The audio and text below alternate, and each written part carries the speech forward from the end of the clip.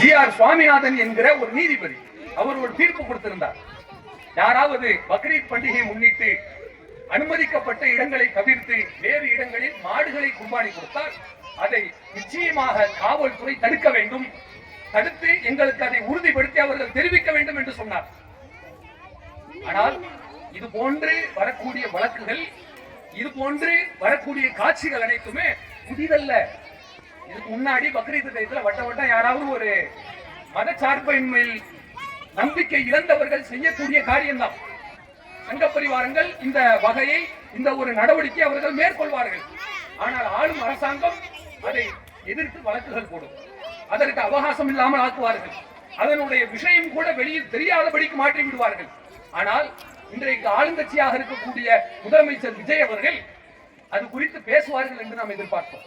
அவர்கள் திருச்சியிலும் பேசவில்லை. இந்த தீர்ப்பு வழங்கப்பட்ட போதும் கூட இது குறித்து ஒரு அறிக்கை கூட வெளியிடவில்லை.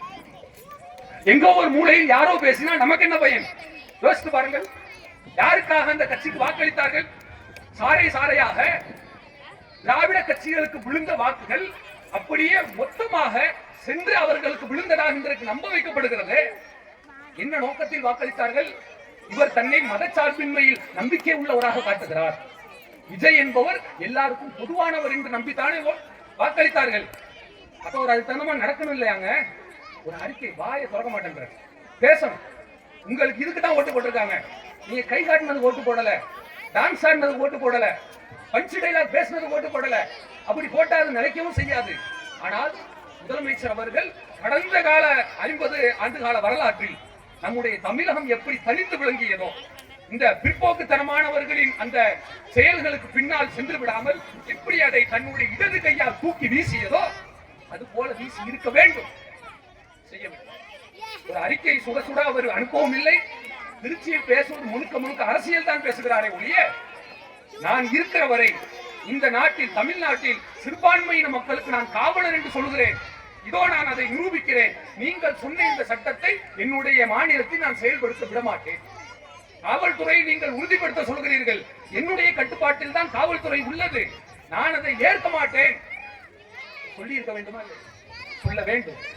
தற்பொழுது மிகப்பெரிய ஒன்று மோசம் போய்விடவில்லை. நீங்கள் உங்களுடைய ரிலாக்சேஷன் பீரியட்ல தான் இருக்கீங்க. 10 நாள் 15 நாள் கூட முழுசா முடியலையா? டைம் எடுத்துக்கங்க. எனக்கு டைம் வேணும்னு கேட்டார் இல்லையா? எடுத்துக்கிட்டோம். ஆனால் மதச்சார்பின்மை என்கிற ஒரு விஷயத்தை உடைப்பதற்கு யார் வந்தாலும் உடனடியாக நீங்கள் வர வேண்டும். உங்களுடைய சொகுசை நீங்கள் திறக்க வேண்டும். உங்களுக்கு இருக்கிற வேறு ஏதேனும் அஜெண்டா இருந்தால் அது இல்லை என்று நிரூபிப்பதற்கு இதை ஒரு வாய்ப்பாக பயன்படுத்திக் கொள்ள வேண்டும். இது ஒரு விஷயம்தான். ஆனால் வரக்கூடிய காலகட்டத்தில் இன்னும் இது போன்று ஏதாவது காரியங்கள் மறைமுகமாக ரகசிய அஜெண்டாக்களாக நடத்தப்படுகிறது என்றால் நாங்கள் சொல்லாமலேயே நீங்கள் யார் என்று மக்களுக்கு தெரிந்து, நீங்கள் உண்மையில் நீங்கள் சொல்வதில் உண்மையாளர்களாக இருந்தால் உடனடியாக இது போன்ற பிற்போக்கு சக்திகளுக்கு நீங்களே பதில் கொடுக்க வேண்டும். கடந்த காலகட்டத்தில் நம்முடைய தமிழக முதல்வர்கள் அவர்களே பதில் கொடுத்தார்கள். எந்த கட்சியில் உள்ளவர்கள் முதலமைச்சராக இருந்தால் அவர்களே அதற்கு எதிர்வினை தெரிவித்தார்கள். அப்படி செய்ய வேண்டுமே ஒழிய நீங்கள் இதை கடந்து போனீர்களே ஆனால், அல்லது திசை திருப்பினீர்களே ஆனால், இதை விட்டுட்டு வேற பிரச்சனை பேசி அந்த பக்க மக்களை கொண்டு போறது, அப்படி செல்லக்கூடிய சமுதாயம் நாங்கள் அல்ல.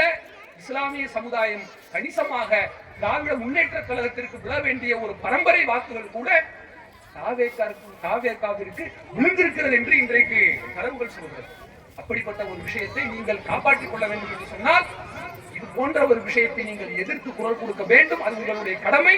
அப்படி இல்லை என்றால் எந்த இளைய சமூகத்தினால் நீங்கள் ஆட்சிக்கு வந்தீர்களோ அதே இளைய சமூகம் உங்களுக்கு மாற்றி கூட வாக்களிப்பதற்கு வெகு நேரம் பிடிக்காது.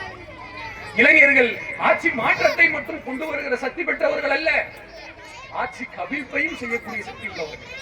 நேபாளத்திலே பார்த்தோம், இலங்கையிலே பார்த்தோம், தமிழகத்தில் நீங்கள் வந்ததை அப்படித்தான் வந்திருக்கிறீர்கள்.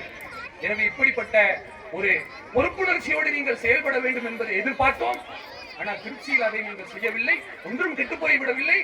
இனி வரக்கூடிய காலகட்டத்தில் இது போன்ற ஒரு பிழையை நீங்கள் செய்து விடாமல், கவனக்குறைவாக உங்களுடைய ஆட்சியை நீங்கள் கடத்தி விடாமல், அல்லது இதை பேசாமல் விட்டுவிட்டால் மக்கள் கவனிக்கவா போகிறார்கள் என்று சினிமாத்தனமாக இருந்து விடாமல், முழுக்க முழுக்க இது நம்முடைய சமுதாயத்தின் பொறுப்பு, நமக்கு வாக்களித்தவர்களின் பொறுப்பு என்பதை இவர் மனதில் வைத்துக் கொண்டு நீங்கள் அனைத்து சமுதாய மக்களுக்கும், குறிப்பாக சிறுபான்மையின மக்களுக்கு ஒத்துழைப்பாக நின்று அவர்களின் மீது எப்பொழுதெல்லாம் சட்ட ரீதியாக நடைமுறை ரீதியாக அடக்குமுறைகள் கட்டவிழ்த்து விடப்படுகிறதோ அது அனைத்தையுமே நீங்கள் முதல் ஆளாக நின்று பாதுகாப்பு அரணாக நின்று தடுத்து அதற்கு எதிர்வினை உடனடியாக ஆற்ற வேண்டும் என்று கேட்டுக்கொண்டு என்னுடைய